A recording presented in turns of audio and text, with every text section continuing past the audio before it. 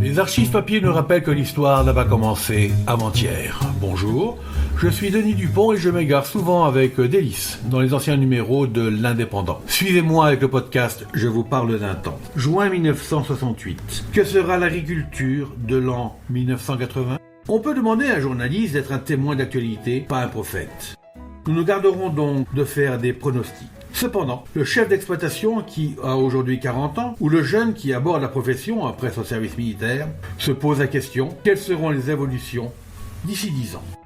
Même si ça ne définit pas clairement son avenir, il est utile d'en discerner l'amorce du mouvement. Autrefois, le producteur se penchait davantage vers le passé avant de prendre une décision. Aujourd'hui, les jeunes ont rompu totalement avec cette routine. La prospective n'effraie plus personne. Sous quelle forme l'entreprise agricole évoluera ? L'exploitation familiale, l'entreprise capitaliste, l'entreprise d'atelier, l'exploitation en association ? L'exploitation familiale doit diminuer en nombre dans les pays de grande culture et dans les régions d'élevage au profit de la coopérative de production ou d'un groupement de producteurs. Dans les régions maraîchères, dans les cultures florales, dans les pépinières même, le fonctionnement est assuré essentiellement par la famille. L'exploitant, sa femme, les enfants.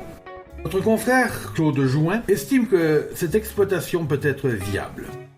Une entreprise gérée collégialement par l'exploitant, son épouse et un grand-fils par exemple, où chacun a sa part de responsabilité, de pouvoir de décision, de travail et de revenus. Si chacun des partenaires a choisi cette voie, pourquoi ce type d'exploitation disparaîtrait-il ? On peut observer que le fils n'a pas épousé la ferme de ses parents et qu'il peut même lui arriver de se marier. La formule n'en est pas pour autant en péril si la cogestion reste possible en évitant la cohabitation. On se rapproche alors du GAEC, le groupement agricole pour l'exploitation en commun.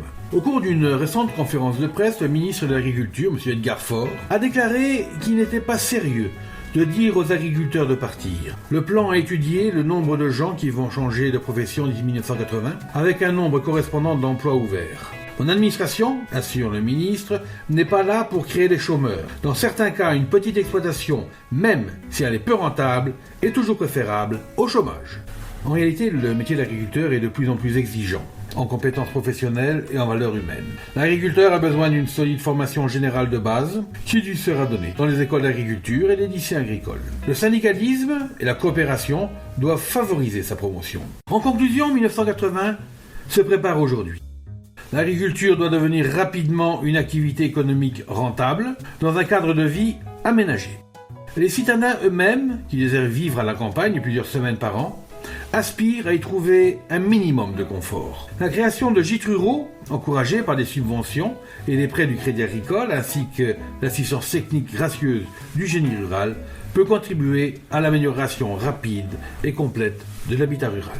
Mais, dans l'immédiat, c'est le problème des prix qui domine toute l'agriculture.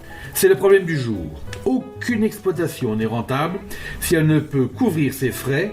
Or, la plupart de nos productions méridionales sont menacées par des importations inconsidérées et absurdes.